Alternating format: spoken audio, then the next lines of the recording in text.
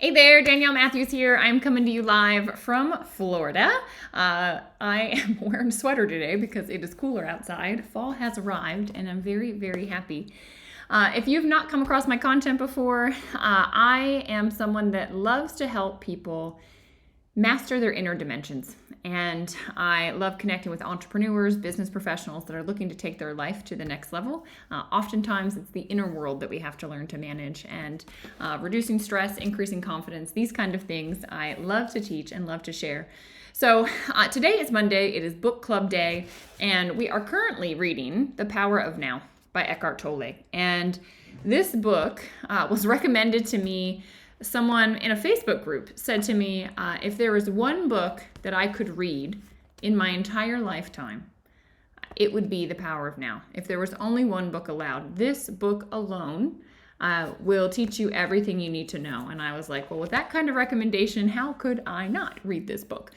And I'm really excited to be doing a book club around it. If you are new to this, that's okay. Every single chapter is really standalone. And you can connect in with this at any time.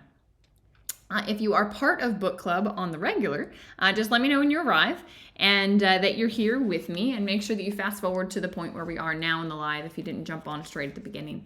And I'm really, really excited. I feel like I say this every week, but it's like every single section of this book has so much depth. I read it like 3 to 4 times just to get it all.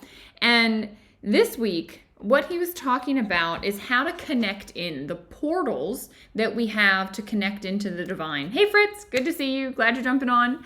And this is huge. Hey, Karen.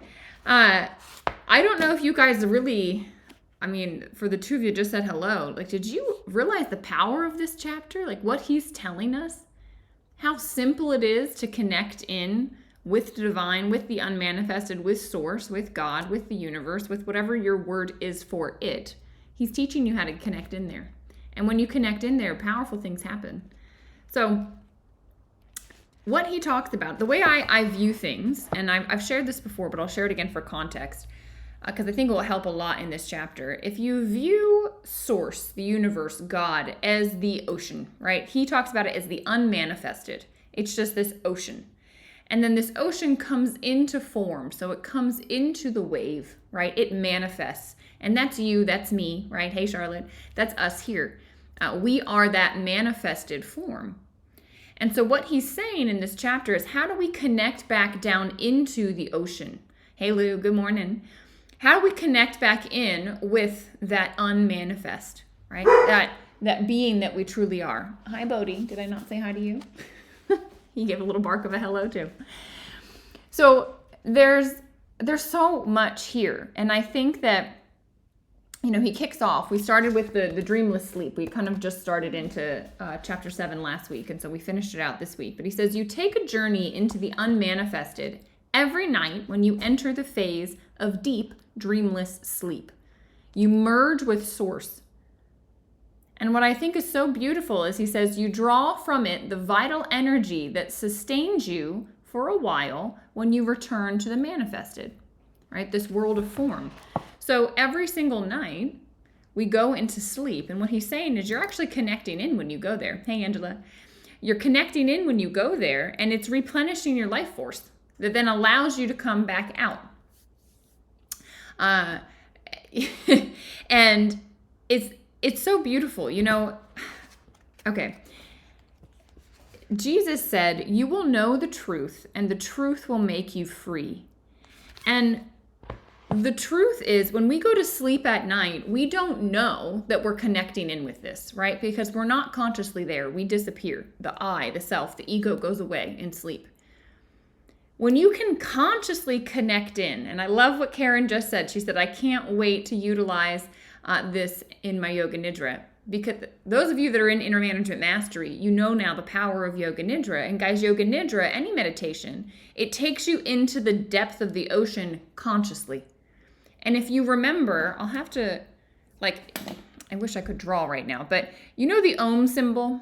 It's got what looks like a 3, and then there's a little thing up top and a dot. We've talked about this before. I don't have my necklace on today, but The Om symbol represents the waking state, the dreaming state, and the deep sleep state. And what Eckhart Tolle is talking about right now is that when you go into the deep sleep state, you connect in with the divine. It replenishes your energy that can then come back into the dreaming and waking state. It keeps this form of ours alive, right? That's the energy that heals our wounds, digests our food, thinks our thoughts, all the things.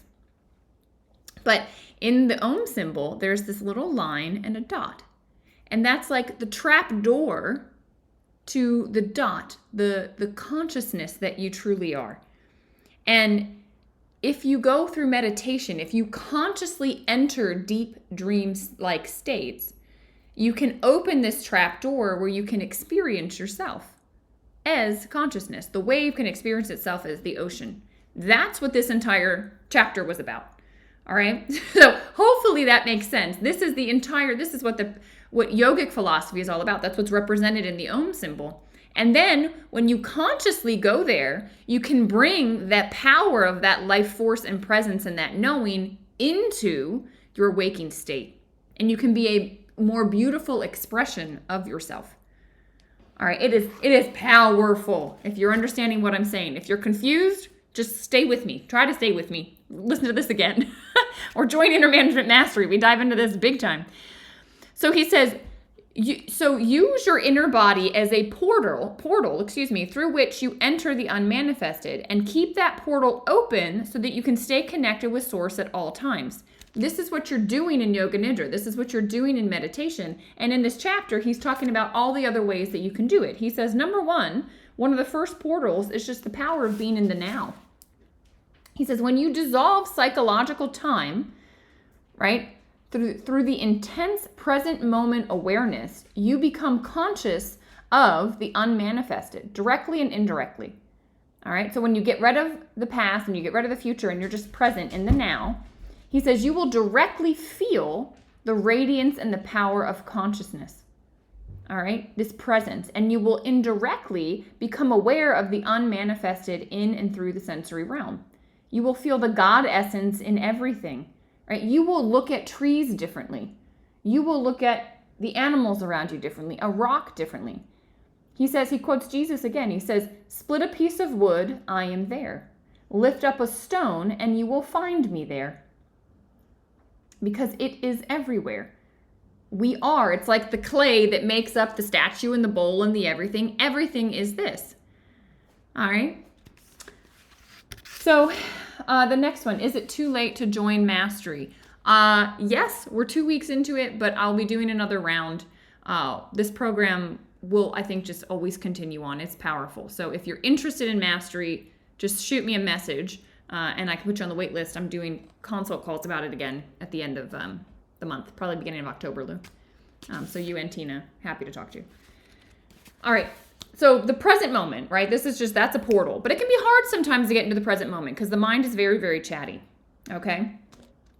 So he says the cessation of thinking, right, is another portal. And if you take one conscious breath, you can start to open the portal. All right? There are many ways to create a gap in the incessant streams of thoughts. Meditation is a powerful way. Continuous mind activity keeps you imprisoned in the world of form. And so if you're like, I don't know what he's talking about. I don't understand what Danielle's talking about. Like, what is going on? Like, what is this even about? It's because you're in your head. And if you're up there, you're never going to access it. Okay? It's when you quiet the mind down and you realize there is something there still. There is an awareness there that is prior to thoughts, during thoughts, and after thoughts that's there. That's what we're talking about connecting with. That is the power. All right, so that's the second portal. It's just to shut the mind off. It's to cease thinking. And using breath to do that is really, really a powerful thing. The third portal was surrender. And this was the portal I opened after my brain injury because I was just headbutting life. Going, this isn't fair, this shouldn't be, I want my life back. Like I was just in my mind pushing. And finally I just said, enough. Like I remember distinctly my therapist saying to me, Danielle, you are in a rip current. And if you keep treading water, you are going to drown. You have got to surrender. You have got to give up the fact that you can't be in the driver's seat right now. You have got to flow. All right? The letting go of mental and emotional resistance to what is. All right? Surrender is, in another word, is just acceptance. It's accepting what is as it is. Not having an emotional reaction to it, not wanting it to be another way, which is insane because it already is that way, right? It already showed up in the way that it has. All right, it's surrender. It strengthens the feeling of separateness on which the ego depends for its survival when you're in resistance to the now. And the stronger the feeling of separateness, the more you are bound to the manifested world and the more this portal stays closed for you. Which means in the opposite, the more you can surrender, the more you can just accept what is as it is, the more you can go with the flow, the more and more this portal will open. And that can be very hard for us in, I would say, in industrialized societies. We're very in the mind. We're very go, go, go, go, go in the mind. And we're not so much in the flow. All right. Lou says, it's so hard to see the flower without just running a few hundred thoughts. Yes, it is. But the more you practice, right? Like there's practices where people just stare at a candle. Why? Because when you get this single pointed focus, all of a sudden the trap door opens and now you're aware of everything. That's how you enter. That's the portal, right? So he's told us, be present, stop thinking, acceptance, all of these are portals. And I absolutely love this. He talked about like a question someone asked, like, well, wouldn't love be a portal? And he said, love is not the portal. Love is what comes through the portal, right? It is what comes through the portal into this world when you open the door. And your task is not to search for love, but to find a portal through which love can enter. I thought that was such a powerful line because I thought, man, how many of us are going out into the world looking for love, seeking it through relationships, seeking it through our family, seeking it through our kids, seeking it through our pets, seeking it through accomplishment, seeking it through recognition, seeking it through money, wanting to feel loved. We all want it. And what he's saying is you'll never get it that way because love can only come when you open the portal and you connect in with the unmanifested, right? Love comes when you're silent. Love comes when the mind stops. Love comes when you surrender. Love comes when you're in the present moment. How powerful is that? So powerful. Lou says, so that's the beauty that a campfire gives you. Yep. Yeah, exactly. All of us have different ways. We've connected with this. Like, put a 1 in the chat if you're like, I felt this before. Like, there's been a moment, even if it was brief, where you're like, you just felt like the serenity, the love that is everywhere. For me, it happens in nature a lot. For Lou, the campfire. Put a 1 in the chat if you've felt this. And if not, these other portals that Angela has, Karen has, yeah, these other portals might help you to open it. Charlotte, Amanda, beautiful. Right? Wouldn't it be beautiful to just live in that space all the time? Right? Angela says it happens for her when she's watching the ocean. Just that beautiful flow. All right? Kevin says she has. Lou says a few moments in my 71 years. Yes. We can make more and more of them, Lou. Make up for lost time. So he says that silence is another portal. All right. He says silence pervades this world, but it is so well disguised, everybody typically misses it completely. Silence is the backdrop through which all things can express. You wouldn't know my sound were it not for silence. Silence has to be there for me to then speak into it. And silence is the unmanifested. And I loved what he said. He says, pay attention to the silence more than the sounds. Pay attention to outer silence because it creates inner silence. Your mind becomes still and the portal opens. I think this is why I love nature so much, especially the mountains, because they're so vast and they're so big and it's so silent. Yes, Lou, silence is golden. He says every sound is born out of silence. And it dies back into silence. And during its lifespan, it is surrounded by silence. Silence enables the sound to be. It is the intrinsic but unmanifested part of every single sound, every musical note, every song, every word. The unmanifest is present in this world as silence. Think about that. It's like the backdrop. What he's saying is like the backdrop to everything that we experience here is this unmanifest. The backdrop is love. And if we can connect into it, if when we open the portal, we experience it. And it feels so good. All right. He says you cannot pay attention to silence without simultaneously becoming still within. Silence without, stillness within. And now you've entered the unmanifest. Who can do that? Right? We all can do that. Sit outside. That's why I love the mornings when you're up early, right? Before the hustle and the bustle starts, like you can feel stillness in the world. And it's like, that is source. That is the unmanifested. That is incredibly powerful. Connect in with that. We've got access to it all the time. And the other thing, which I love, and those of you that are in mastery, you probably were laughing because I just taught this. Space. All right. I was reading this going, oh my gosh, he knows. All right. The backdrop. Just as no sound can exist without silence, nothing can exist without no thing, without the empty space. Right? Every physical object or body has come out of nothing. It is surrounded by nothing. Like right now, look at me. I'm surrounded by nothing. And it will eventually return to nothing. Not only that, but even inside of every single thing, there is nothing. There is more nothing than something, right? We go into quantum physics and it's like, these atoms got, protons, electrons, neutrons, everything. They're not close to each other. There's huge gaps. There's so much space. So much space. And what he's saying is space is another portal, right? Space is another portal. He says the unmanifested is not only present in the world as silence, it also pervades the entire physical universe as space. Space within us, space outside of us. And it's just as easy to miss as silence because everyone pays attention to the things in the space and nobody pays attention to the space itself. Like if we look at a room and you walk into a room, what do you pay attention to? The plants, the furniture, the rug, the chairs, right? You pay attention to the stuff, not the space. What he's saying is the space is an example of the unmanifest, right? And it's the same in your mind. Like what takes up all of your mind? Thoughts and things.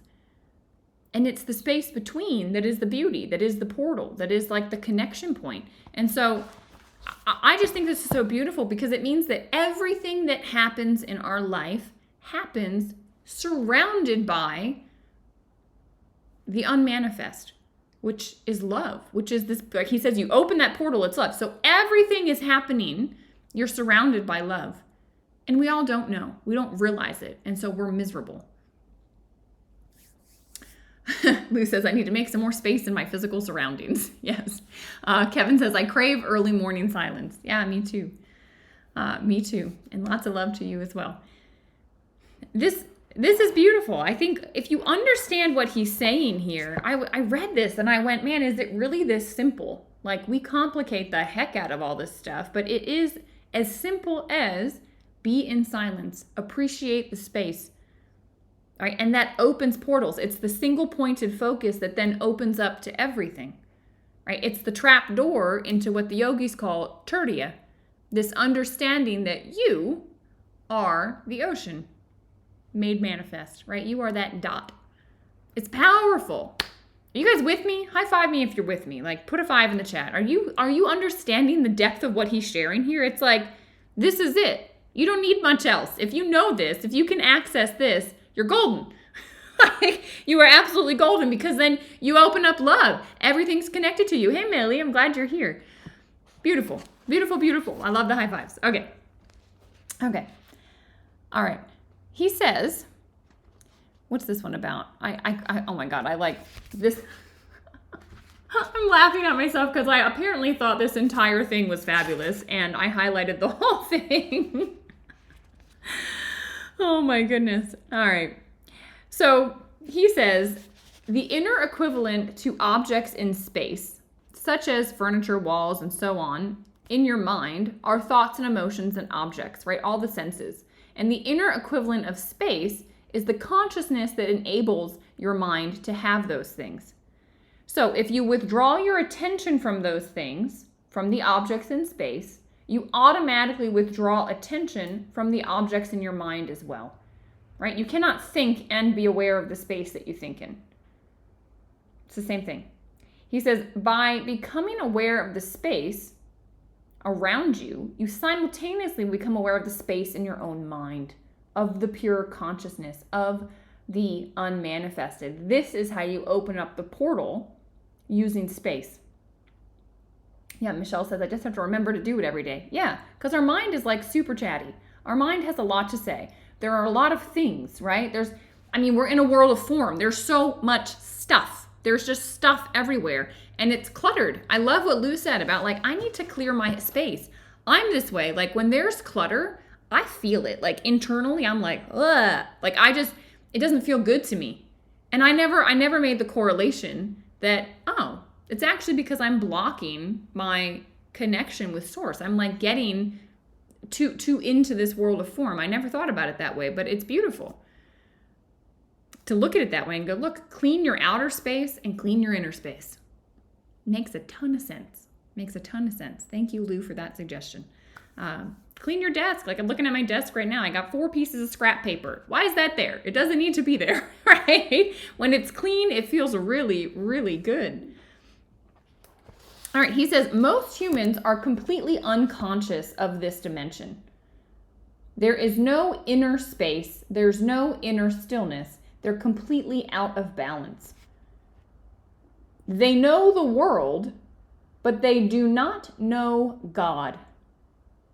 They identify exclusively with their physical and psychological form, not their essence. They do not know their essence. There's something in yoga, it's called avidya. I was just talking about this yesterday. It's this, we've forgotten. There is so much ignorance in the human population, right? Animals aren't ignorant. Animals know. I think this is why we're so drawn to animals, and I don't think we know why we're drawn to animals, but they're operating in the flow. They know they're connected in, right? Or they don't actually know because they don't have the awareness to not know, but they're just in it, right? And so we're drawn to that because we're like, how are they so in the flow? Like, my dog's happy, my dog is just content. Like, it's just like he's in the flow of life. He doesn't have the mind to pull him out of it. He doesn't create things. When we go on a walk, right, his mind is just like, that smells good. Look at that flower. I want to eat that grass. I'm going to go to the bathroom. Like, that's what he's doing. He's in the present. My mind, if I don't watch it, will be like, oh, I forgot to call that person. I need to text that person back. Okay, tomorrow I got to do this. I wonder, did I ever do that thing I told somebody I was going to do? Like, if I'm not careful on my walk, I'm missing the space. I'm missing the silence because my mind's chatty. Animals don't have that problem. All right, be more like your dog. Be in the present moment. Lou says, what a difficult time. Your tragic accident was such a blessing to have given you the space that your mind had occupied with your knowledge. And now you seem to know rather than just recall facts. Yeah, Lou, it's the truth. It's like through experience, because my world stopped so much with my accident and I was alone with my thoughts. This is how the portal opened up for me. I was alone with my thoughts all of the time. And much like Eckhart Tolle at the beginning of the book, it was like, I'm miserable in here. Like, this is not a fun place to live. And I don't want to live inside of this. And I was, what can I do? Like, it was this moment of like, something's got to give because the thoughts are driving me crazy. And I had never known up to that point that I could turn them off. I thought my thoughts just were me and that they were always there. And I mean, my mind was always, always. And I was able to shut them off. I learned to master them. I learned to focus them. I learned to not pay attention to them. I learned that if they're here, I can look over here. That's what I learned. I didn't know all these spiritual teachings existed. I just, through sheer desire to find peace, I found it. And then when I found these teachings, the Amrit Yoga Institute, Eckhart Tolle's work, it all just like clicks for me because I'm like, I know this to be true because I've lived it. And there's more portals that can be opened up than the one I went through. Like, all of you have access to it. And that's why I'm loving teaching Inner Management Masteries, to show you all how to access it. Because when you know this, you simultaneously dissolve every single problem. Because every problem is a problem of the mind. And if you can get rid of that problem, the mind, you can get access to the infinite. And when you have access to the infinite, guys, creative ideas will flow to you. You will get a stronger intuition. You have access to everything. Right? Your mind is so limited. It only knows what it knows. It only knows the inputs that have gone in. It doesn't know what it doesn't know. When you shut it down and you connect in with everything, you pull in from that infinite source, right? Answers will drop into you. Knowings will drop into you. Actions that you need to do will come. It's powerful. And this is how you do it. These are the portals. Silence. Be present. Notice space. Surrender. All right. Michelle says, I'm just realizing that my space being cluttered clutters my mind and keeps me from being able to access the unmanifest. Yeah. Lou, thank you. Michelle, thank you. Like, me too. I didn't realize, like, I knew that it like didn't work for me when there was a lot of clutter, but now I'm like, oh, and if I know that that's going to help me access, source and be connected by it more, then you're darn right I'm going to get the clutter. I'm like looking around. I'm like, there's a water bottle over there. There's some oranges that need to go somewhere. There's stuff we can do to clear our space. So, yep. Angela says, that's great, Michelle. I'm seeing that too over in her world. Yeah. I think that's our action step for this week. We all need to go declutter. Let's get rid of some stuff. I love it. All right. He says, if you remain in conscious connection with the unmanifested, you value, love, and deeply respect the manifested and every life form in it as an expression of the one life beyond form.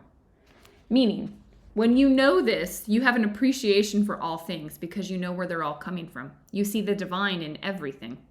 When I look at you all, I wish I could see you right now, but when I look at people, this is what I see. Hey, Russ. Oh my God, so good to see you.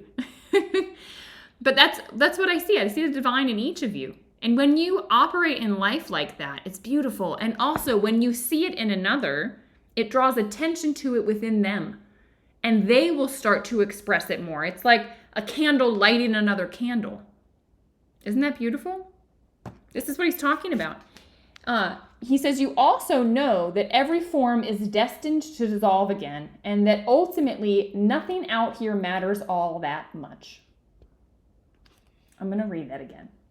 He says, once you know this, you also know that every form is destined to dissolve again, and that ultimately nothing out here matters all that much. Stop taking everything so seriously. That was from book club with the Power of Intention with Wayne Dyer. Rule number 6. Stop taking yourself so damn seriously. This is all going to go one day. So stop giving it so much thought. Stop giving it so much energy. Appreciate what it is. Look at the beauty of it. Like, just think about the magnitude of the fact that you exist on this planet. Are you kidding me? That should be enough to get you through the day, right? And the rest is just a cherry on top. You're here to experience all these beautiful things. Your mind is pulling you elsewhere. And that's what Inner Management Mastery, we're pulling it back, right? And you can do it here, portals, pull it back. Absolutely pull it back. He says, you have overcome the world, in the words of Jesus, or as the Buddha put it, you have crossed over to the other shore. Once you realize this, once you open that portal, guys, once you know, you can't unknow. Once you go there, you always know. And the door might close sometimes, but like you've tasted it. Like you all put in the chat earlier, like you all know this. And that's probably why you're connected in with this book and this book club, because you felt this before and you're like, I want more of that. That feels like the thing that's missing in my life. No money, no rank, no promotion, no nothing is going to fill that. Temporarily it might, for like a day or a week or whatever. But no, that thing inside of you that's seeking, this is what it's seeking. It's this connection. All right. How much time do we have? Whew, we still have a little bit more. Okay, we got 2 minutes. Wow, I went on. I told you, this chapter, I was like, woo, this is it. This is it. He says, only when sound appears does silence come into being. Similarly, if there were only space without any object in space, it wouldn't exist for you. this hit me, and I don't know if he's going to get into this, but what hit me with that line is there's a need for polarity, right? In the simplicity of this, he's saying you can't have sound if there's no silence. Like, you need the silence in order to have the sound. You need the space in order to have the things. And what's beautiful about the law of polarity, this is why I have this behind me, the yin yang with the tree of life in it, is that it all has to function. It's the circle around the outside. That's us. That's the space we need to stay in. If we can just allow all that's here to be, we're going to have a much better life. Knowing that, man, to know sadness, I have to know joy, or I should say it the other way. To know joy, you really need to know sadness. If everything was beautiful all the time, you wouldn't know what the opposite is. And so you would probably take it for granted. All right. Lou says, joining with this group has been so helpful. You're a great teacher, Danielle. Thanks. Charlotte says, the polarity hit me too. Yeah, it's needed. Like, it's needed. So stop having an opinion about it. Just go, okay, it's going to make me appreciate the sunny days a little bit more. Michelle says, life can pull me away from the connection to the divine. It feels very stressful when I am not connected. Yeah, when was the last time you meditated? If you start to get stressed out, you just need to go, when was the last time I opened the portal? When was the last time I paid attention to silence? When did I notice my space? When was I present? When did I go look at the plants in front of me, and really see them? When did I meditate last? Do the things. These portals come back. Pick the portal that you like the most, but the portals are open to you all the time. All right. We ran out of time. There was more here, but all I can say is this is so powerful. I'm going to end with his perspective on death because I just thought this was beautiful. I don't know why death is on my mind recently, but it has been. So anyway, he talks about conscious death. And he says, as with all other portals, your radiant true nature remains, but not the personality. In any case, whatever is real or of true value in your personality is your true nature shining through. And this will never be lost. Nothing that is of value, nothing that is real is ever lost. I thought that was beautiful, right? Because people get so attached to their identity, and that dies. The wave goes back into the ocean. But that essence of you, will continue on. I think that's so beautiful. And he says, every portal is a portal of death. The death of the false self. That, Lou, is what opened for me after my car accident. My ego died. I was like, who am I and what am I doing here? And it just that false self had to die. It didn't serve me anymore. When you go through it, you cease to derive your identity from your psychological, mind-made form. And you then realize that death is an illusion, just as your identification with form and this world is an illusion. The end of the illusion, that's the death. That's all that death is. It is painful only as long as you cling to the illusion. But if you realize it's all just an illusion, it is much easier to go. Today was Guru Dev's birthday. My spiritual teacher, it is. He turned 91 today, and he just said in his teaching this morning, he said, the true test of his enlightenment, his knowingness of these teachings, he said, will come the day that I face my death. And he said, with all that I know that it is just a continuation of my spirit, but the ego can cling on so tight. And he said, that will be my ultimate test, is when that day comes. Will I be in fear or will I be in love? And this is what it's talking about. Can you master the illusion? He has mastered it in this world, I will say for sure. But that's ultimate test day. So powerful day today. I love you guys. I love Mondays. such a good conversation. I appreciate you all diving into this book with me. We've got, I guess I shouldn't have put that away. We've got chapter 8, which I believe is a short enough chapter. Nope, I'm lying. It's not a short enough chapter. Oh my, it's a longer chapter. 121 to 145. So let's just read 121 to a good stopping point looks like 130. Oh, good. Relationships as a spiritual practice. We'll stop right before that. So I'm going to put that. I'll put it in our Telegram. If you're not in the Telegram channel and you want to get into the Telegram channel, just send me a message and I can give you the link to come onto Telegram where we kind of stay connected about this. You guys can chat in the Telegram channel. Share what's hitting you. It's always powerful when that happens. So everyone's saying great beginning of the week. Yes, yes, yes. Beautiful essence. I love it. Lots of love to all of you. Thank you for making this possible. I appreciate you all. And I hope you have a beautiful week and open your portals every day. All right, let's stay connected. Let's raise the vibration. We know as we do it, we also do it collectively for others. And the world needs it right now, for sure. So lots of love. Bye, everyone.